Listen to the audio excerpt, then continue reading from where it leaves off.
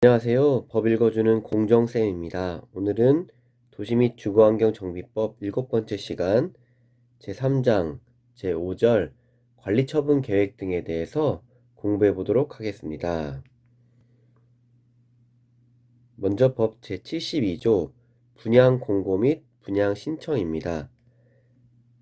1항 사업 시행자는 제50조 제7항에 따른 사업 시행계획 인가의 고시가 있은 날부터 120일 이내에 다음 각호의 사항을 토지 등 소유자에게 통지하고 분양의 대상이 되는 대지 또는 건축물의 내역 등 대통령령으로 정하는 사항을 해당 지역에서 발간되는 일간신문에 공고하여야 한다. 다만 토지 등 소유자 1인이 시행하는 재개발 사업의 경우에는 그러하지 아니하다.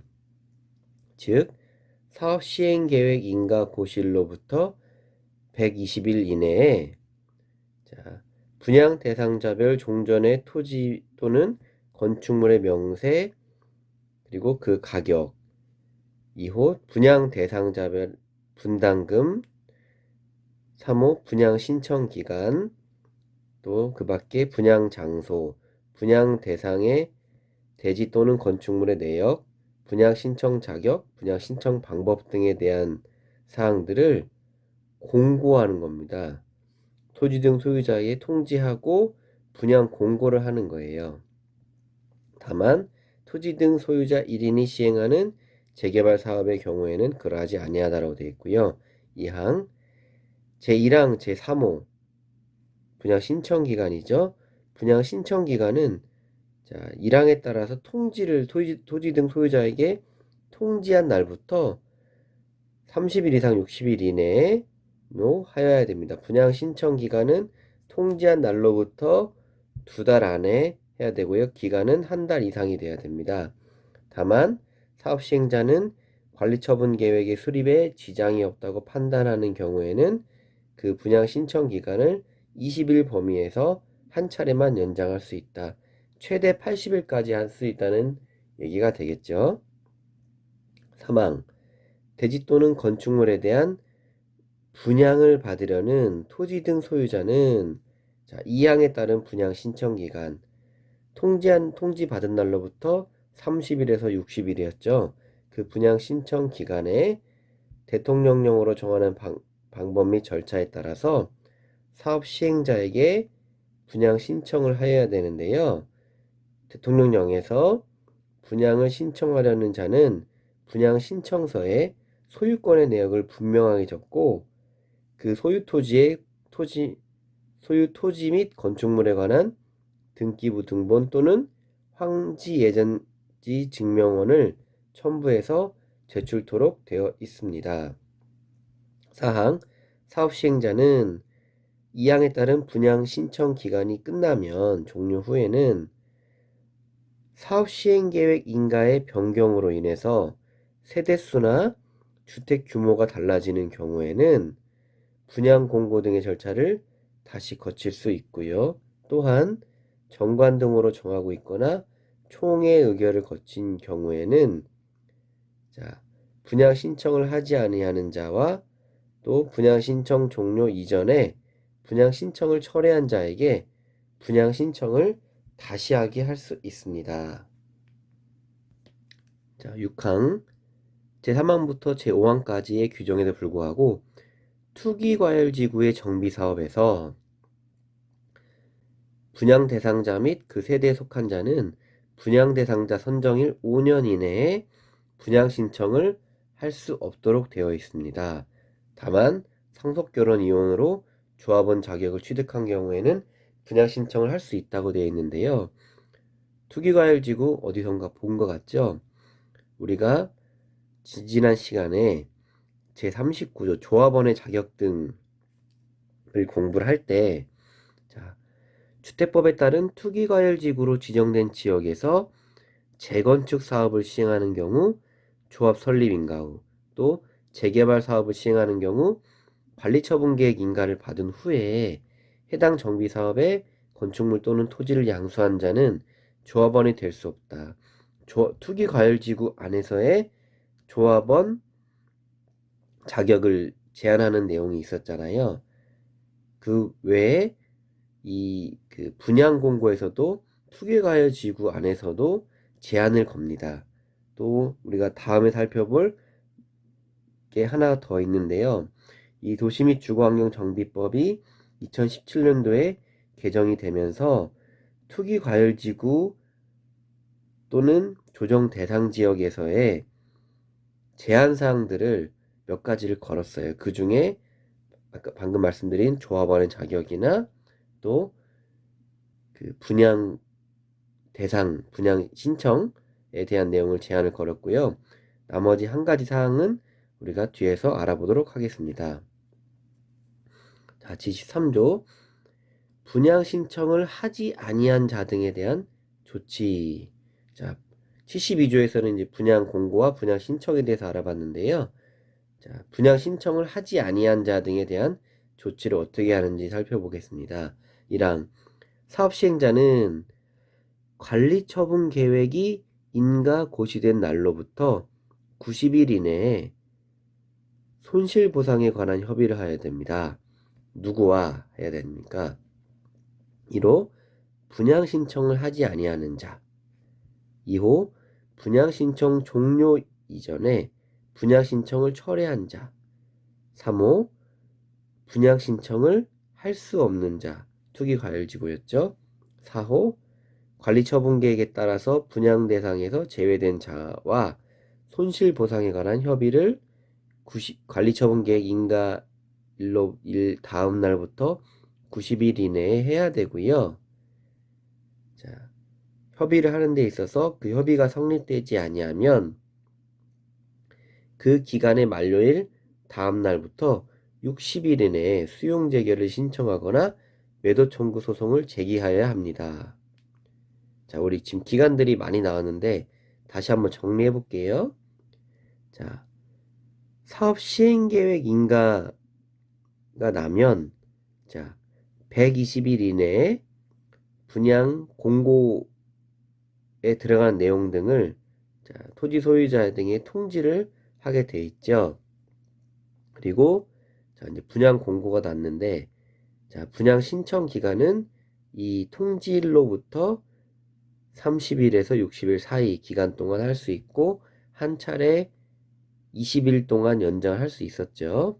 자, 그리고 방금 73조에서 알아본 내용은 분양 신청 기간이 종료된 다음 날로부터 관리처분 계획 인가 90일 이내에 손실보상 협의를 해야 됩니다.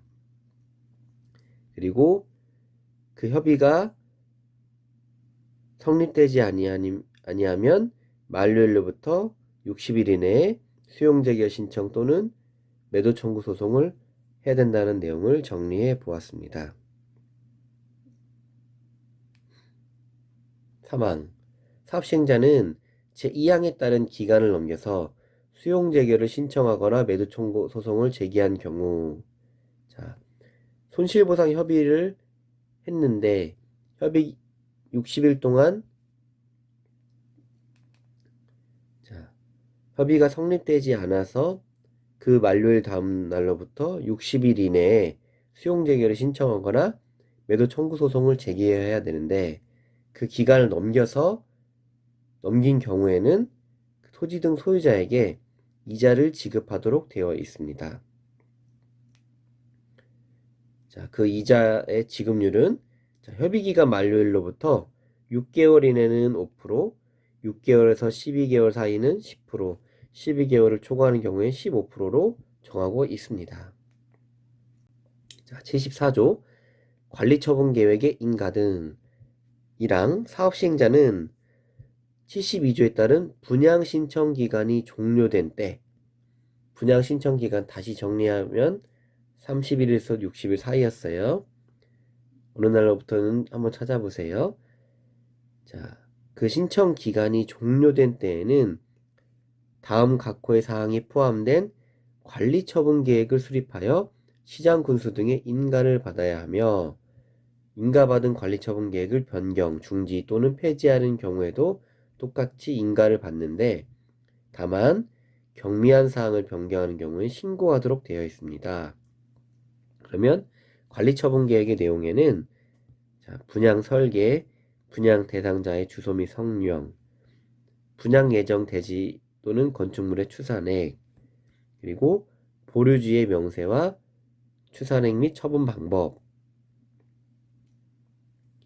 분양 대상자별 종전의 토지 건축물의 명세 및 사업 시행계획인가 고시가 있은 날 가격, 정비사업비의 추산액 및 조합원의 부담 규모, 그리고 분양 대상자의 종전 토지 건축물에 관한 소유권 외의 권리 명세, 그리고 세입자별 손실보상을 위한 권리 명세 및 평가액 등을 관리처분계획에 담아서 인가를 받도록 되어 있는데요. 자, 인가받은 관리처분계획을 변경하는 경우에는 신고하도록 되어 있습니다. 그 경미한 사항이 무엇이냐면 신고를 해야 되는 대상은 계산착오 오기 누락 등에 따른 조서의 단순 정정이거나 2호 정관 및 사업 시행계획 인가 변경으로에 따라서 관리처분계획을 변경하는 경우, 법 제64조에 따른 매도 청구에 대한 판결에 따라서 관리처분계획을 변경하는 경우. 제64조에 따른 매도 청구 기억나시나요? 헷갈리시죠? 자, 64조에 따른 매도 청구는 무엇이냐면, 제가 다시 정리를 하자면, 재건축 사업을 할 때, 사업 시행자가 사업 시행계획 인가 고실로부터 조합 설립에 동의하지 아니한 자와 또는 시장군수 토지주택공사 등 신탁업자의 사업 시행자 지정에 동의하지 아니한 자에게 사업 시행계획 인가 고시일로부터 30일 이내에 다시 한번 동의 여부를 묻습니다. 동의 여부를 묻고 그 회신을 촉구받은 토지 등 소유자는 2개월 이내에 회답을 해야 되는데요. 회답을 하지 아니한 경우에는 사업 시행자가 2개월 이내에 그 건축물 또는 토지의 소유권과 그 밖의 권리를 이제 팔아달라고 청구할 수 있다는 내용이 우리 지난 시간에 배웠었는데요. 그 매도 청구에 대한 판결에 따라서 관리처분계획을 변경하는 경우, 그리고 권리 의무 변동이 있는 경우로서 분양 설계 변경을 수반하지 아니한 경우, 또 5호 주택 분양에 관한 권리를 포기하는 등 토지 등 소유자에 대한 임대주택 공급에 따라서 관리처분계획을 변경하는 경우, 이런 경우들에 해당이 될 때 관리처분계획을 변경한 절차 시에 인가가 아닌 신고를 받는다고 되어 있습니다. 자, 2항 정비사업에서 이런 재산 또는 권리를 평가할 때는 다음 각호의 방법에 따르는데요. 이 부분은 이제 올해 개정이 된 부분인데, 개정된 내용은 간단합니다. 기존에는 이 부분이 감정평가사였어요. 하지만 올해부터는 감정평가법인 등으로 바뀌었고요. 산술평균을 해서 감정평가, 재산 또는 권리에 대한 평가 금액을 산정을 하는데, 주거환경 개선 사업 또는 재개발 사업 같은 경우는 시장군수가 2개 이상의 감정평가 법인 등을 선정을 해서 그 각각의 감정평가 법인에서 산정한 감정평가액을 산술평균하게 돼 있고, 재건축 사업의 경우에는 마찬가지로 2개 이상의 감정평가 법인인데요. 그중 하나는 시장군수 등이 선정한 것, 또 하나는 조합총회 의결로 선정한 감정평가 법인, 이 평가한 금액을 산술평균하도록 되어 있습니다. 그리고 사업 시행자가 감정평가를 하려는 경우에는 감정평가에 필요한 비용을 미리 예치를 하도록 되어 있고요. 끝난 다음에는 비용을 정산하도록 되어 있습니다. 제75조 사업시행계획 인가 및 관리처분계획 인가의 시기 조정. 자, 1항과 2항에서는 특별시장, 광역시장, 도지사, 2항에서는 특별자치시장, 특별도지사로 구분은 되어 있는데 내용은 똑같아요. 자, 정비사업의 시행으로 정비구역 주변 지역에 주택이 현저하게 부족하거나 주택시장이 불안정하게 되는 등 이러한 사유들이 발생하는 경우에는 주거정책심의위원회 심의를 거쳐서 사업시행계획 인가 또는 관리처분계획 인가의 시기를 조정하도록 요청할 수 있습니다.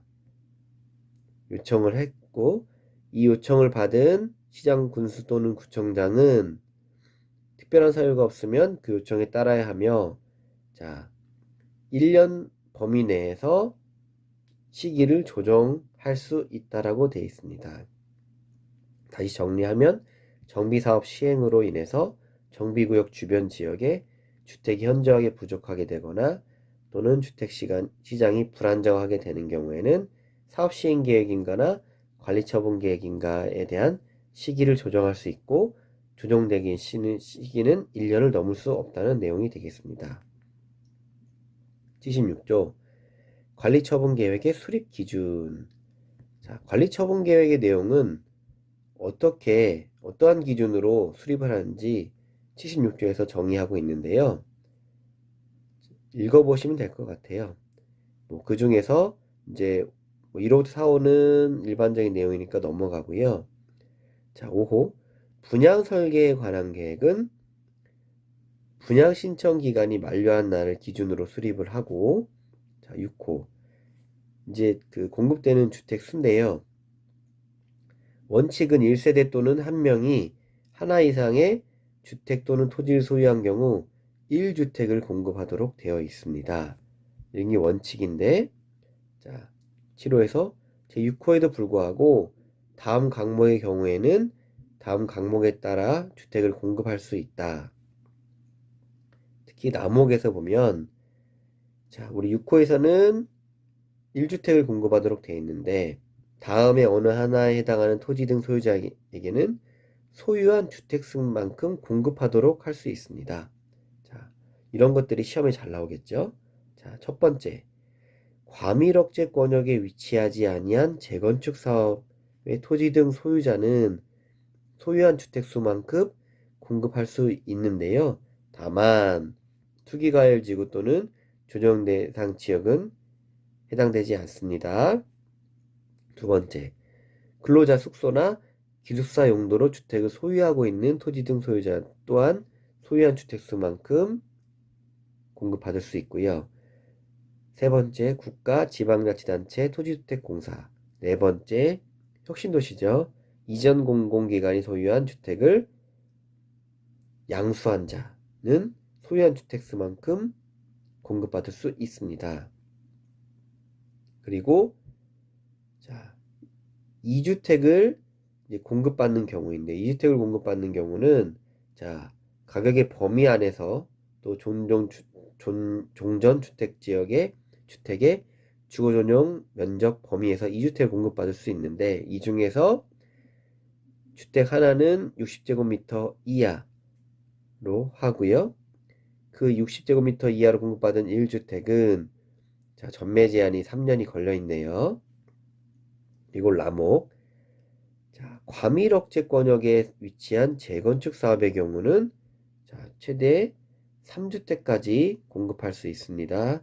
그리고 여기도 마찬가지로 투기과열지구, 조정대상 지역은 해당되지 않고요. 자, 원칙은 1주택인데 소유한 주택수만큼 공급받는 경우가 있었고 또 2주택을 공급받는 경우에는 그 중에 하나는 주거전용 면적을 60제곱미터 이하로 해야 되고 3년 동안 전매 제한을 걸고요. 또 과밀억제 권역에 위치한 재건축 사업의 경우에는 3주택까지 공급받을 수 있다는 내용이 담겨져 있습니다.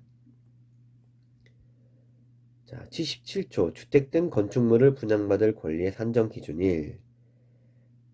1항 정비사업을 통하여 분양받을 건축물이 자, 다음 각호의 어느 하나에 해당하는 경우. 자, 정비사업을 통하여 분양받은 건축물이 한 필지의 토지가 여러 개의 필지로 분할되는 경우, 단독주택 또는 다가주택이 다세대 주택으로 전환되는 경우, 하나의 대지 범위에 속하는 동일인 소유의 토지와 주택 등 건축물을 토지와 주택 등 건축물로 각각 분리하여 소유하는 경우, 그리고 나대지의 건축물을 새로 건축하거나 기존 건축물을 철거하고 다세대 주택, 공동주택을 건축하여 토지 등 소유자가 증가하는 경우. 자, 내용들이 무언가 분할되고 다세대 주택으로 전환되고 또 하나에서 분리해서 소유하게 되고 나대지에 건축하거나 또 기존 건축물 철거해서 새롭게 지어서 토지 등 소유자가 증가하는 경우, 이런 경우들은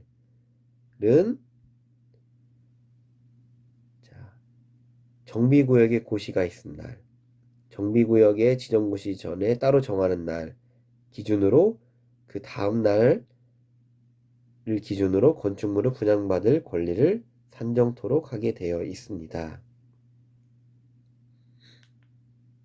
자, 그렇다면 이 관리처분계획의 절차를 수립한 절차를 알아보면 사업시행자는 관리처분계획 인가를 신청하기 전에 관계 서류의 사본을 30일 이상 토지 등 소유자에게 공람하게 하고 의견을 듣도록 되어 있는데요. 일반적으로 어떠한 계획이나 구역 등을 지정할 때 주민의견 청취 등을 하잖아요. 대부분 그런 것들은 어떠한 서류들이 접수된 다음에 하는데, 자, 이 관리처분계획 같은 경우는 관리처분계획 인가를 신청하기 전에 토지 등 소유자에게 30일 이상 공람하도록 되어 있습니다. 이런 특징이 있네요. 그리고 경미한 사항을 변경하는 경우에는 의견 청취를 하지 아니할 수 있고요. 그리고 시장 군수 등이 인가를 할 때는 신청인 날로부터 30일 이내에 인가 여부를 결정해서 통보하도록 되어 있습니다. 그리고 자, 다음 항에 나와 있는데요. 관리처분계획의 타당성 검증을 요청하는 경우에는 한 달 더 주네요. 60일 이내에 통지하게 되어 있습니다. 그러면 타당성 검증이 무엇인지 알아봐야겠죠.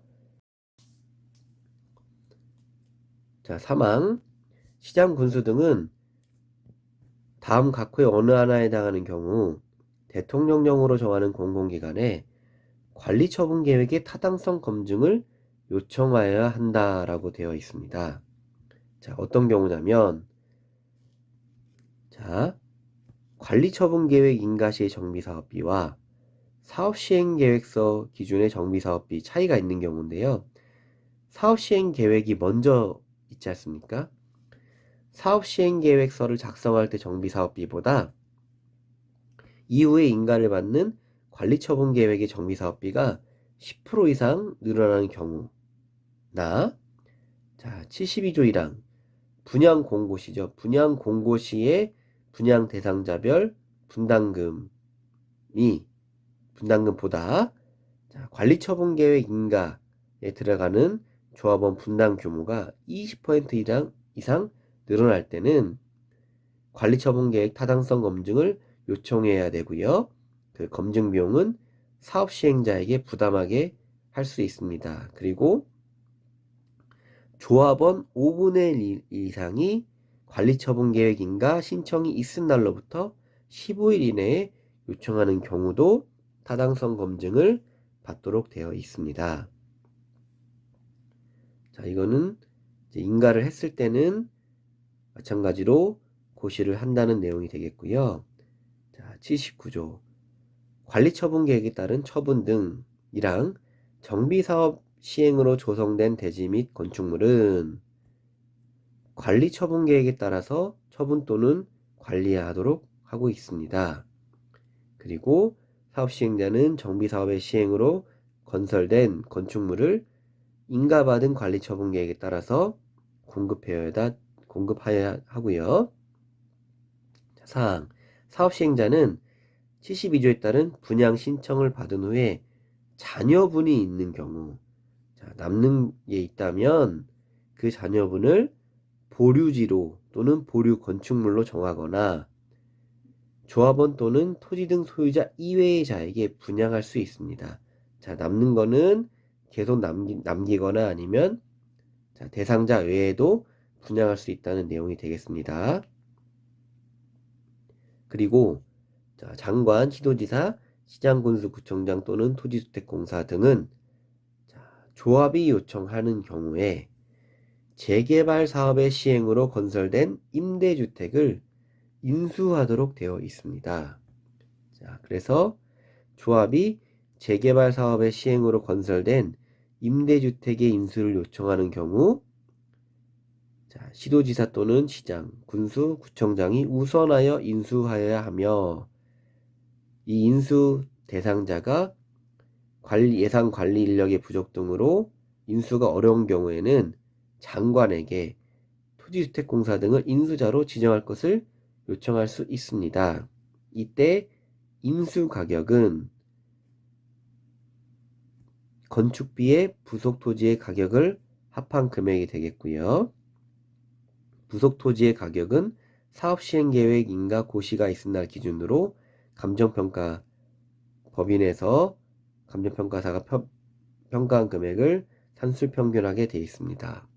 이 부분도 우리가 앞에서 공부할 때 어디선가 비슷한 것을 본 적이 있죠.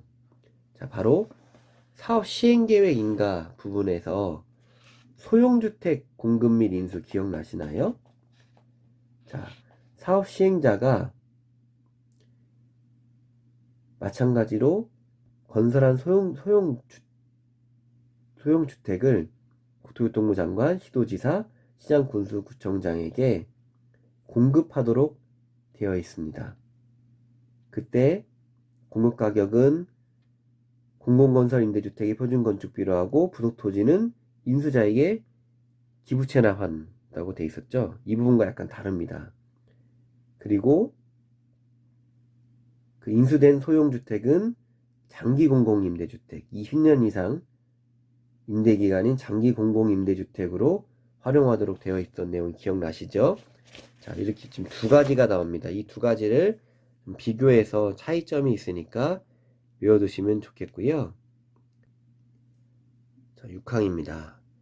자, 재개발 임대주택으로서 최초의 임차인 선정이 아닌 경우에는 대통령령으로 정하는 범위에서 인수자가 따로 정하도록 되어 있습니다. 어떤 것들을 자, 시행령 볼게요. 자, 인수자는 다음 각호의 범위에서 재개발 임대주택의 임차인의 자격 등에 관한 사항을 정하도록 되어 있습니다. 임차인의 자격은 무주택기간과 해당 정비사업이 위치한 지역에 거주한 기간이 무주택기간과 정비사업이 위치한 지역의 거주기간이 각각 1년 이상 범위에서 오래된 순, 임대보증금과 임대료는 정비사업이 위치한 지역의 시세의 90% 이하 범위. 자, 사업 시행자가 조성한 임대주택을 이런 공공에서 요청에 따라서 인수를 하게 되는데 이때 그 공급 방법 등에 대해서는 인수자가 정하도록 돼 있고 그 인수자는 임차인의 자격과 임대보증금, 임대료 등을 이러한 내용들로 정하는 사항이 되겠습니다. 자, 7항 사업시행자는 공급 대상자에게 주택을 공급하고 남은 주택을 공급 대상자 외에게 공급할 수 있다라고 돼 있죠. 그리고 이때 공급 및 절차는 주택법을 준용하게 돼 있고요. 사업시행자가 매도 청구 소송을 통하여서 법원의 승소 판결을 받은 후에 입주 예정자에게 피해가 없도록 손실보상금을 공탁하고 분양 예정인 건축물을 담보한 경우에는 법원의 승소 판결이 확정되기 전이라도 입주자를 모집할 수 있으나 준공인가 신청 전까지 해당 주택건설 대지의 소유권을 확보하도록 되어 있습니다. 아까 말씀드린 그 매도 청구 소송 있잖아요. 그때 법원의 승소 판결을 받은 경우에는 승소 판결이 확정되기 전이라도 입주자를 모집할 수 있지만 조건이 붙죠. 준공인가 신청 전까지 주택건설 대지의 소유권을 확보하라는 내용이 담겨져 있습니다. 자, 80조. 지분형 주택 등의 공급. 사업 시행자가 토지주택공사 등인 경우 분양 대상자와 사업 시행자가 공동 소유하는 방식이 지분형 주택인데요. 이런 지분형 주택을 공급할 수 있고, 자, 이런 지분형 주택의 규모, 소유기간, 분양 대상자는, 자, 먼저 규모입니다. 지분형 주택은 주거용역 면적 60제곱미터 이하인 주택으로 한정을 하고요. 그리고 그 공동 소유 기간은, 자, 소유권을 취득한 날로부터 최대 10년입니다. 그리고 분양 대상자는 다음의 요건을 모두 충족하는 자고요. 어떠한 조건이냐면 종전에 소유했던 토지 건축물의 가격이 주택 분양 가격 이하에 해당되고 세대주로서 정비계획의 공람 공고일 당시 해당 정비구역에 2년 이상 실제 거주한 사람, 그리고 정비사업의 시행으로 철거되는 주택 외에 다른 주택을 소유하지 아니한 사람, 이 모든 조건을 갖춘 사람만 지분형 주택을 공급받을 수 있습니다. 2항.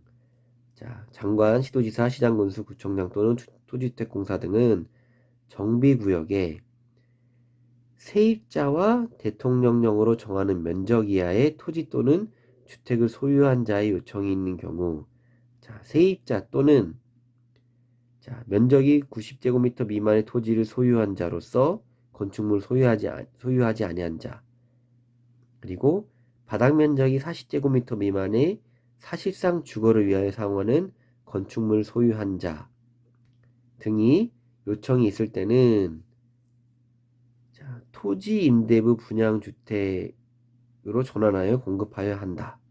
이런 내용도 있네요. 자, 1항은 지분형 주택의 내용이고 2항은 앞서 살펴본 인수한 임대주택의 일부를 토지 임대부 분양주택으로 전환해서 공급받는 조건을 표현하고 있습니다. 81조. 자, 종전의 토지 또는 건축물의 소유자, 지상권자, 전세권자, 임차권자, 즉 종전의 그 권리자들은 관리처분계획 인가의 고시가 있을 때는 이전 고시가 있는 날까지 종전의 토지 또는 건축물을 사용하거나 수익할 수 없습니다. 다만 사업 시행자의 동의를 받거나 손실보상이 완료되지 않은 경우는 할 수 있고요. 즉 관리처분 계획 인가가 나면 이제 사업 시행자에게 온전히 맡기라는 뜻이 되겠죠. 그리고 사업 시행자는 관리처분 계획 인가를 받은 후에 기존의 건축물을 철거하도록 되어 있고요. 그리고 다음 각호의 어느 하나에 해당하는 경우는, 자, 기존 건축물 소유자의 동의 및 시장, 군수 등의 허가를 받아서 해당 건축물을 철거할 수 있다. 즉 관리처분 계획이 인가를 받지 않아도, 자, 기존 건축물의 붕괴 등 안전사고의 우려가 있거나 폐공가의 밀집으로 범죄 발생의 우려가 있는 경우에는 기존 건축물 소유자의 동의와 시장, 군수 등의 허가를 받아서 해당 건축물을 철거할 수 있습니다. 4항. 자, 2항에 따라서 기존의 건축물을 철거하는 경우, 자, 건축물의 철거를 제한하는데요. 자, 일추 전과 일몰 후 또는 이런 자연재해, 또 재난 등이 있을 때는 철거를 제한할 수 있습니다. 자, 다음 법 82조 시공보증입니다. 자, 조합이 정비사업 시행을 위하여 시장군수 또는 토지주택공사 등이 아닌 자, 자, 아닌 자예요. 아닌 자를 시공자로 선정한 경우, 자, 그 시공자는 시공보증서를 조합에 제출하도록 되어 있습니다. 자, 총 공사 금액의 30%에 해당하는 시공보증서를 조합에 제출하도록 되어 있습니다. 자, 오늘 관리처분계획에 대해서 공부했는데요. 관리처분계획은, 자, 지난 시간 3절, 4절의 내용과 함께 3절이 뭐였죠? 사업시행계획이었고요. 자, 그리고 4절, 정비사업 시행을 위한 조치 등이 있었는데요. 최근 5년간 기출에서 많은 비중을 차지하진 못했어요. 그렇지만 우리가 공부했듯이 충분히 출제될 수 있는 확률이 높은 부분들이 많이 있었거든요. 그래서 절대 소홀히 하지 마시고, 내용이 굉장히 유사하고 비슷해 보이지만 분명한 차이점들이 있으니까 좀 구분해서 자꾸 반복해서 보시면 될 것 같습니다. 오늘도 긴 시간 시청해 주셔서 감사하고요. 구독과 좋아요 눌러주시면 더욱 감사하겠습니다. 고맙습니다.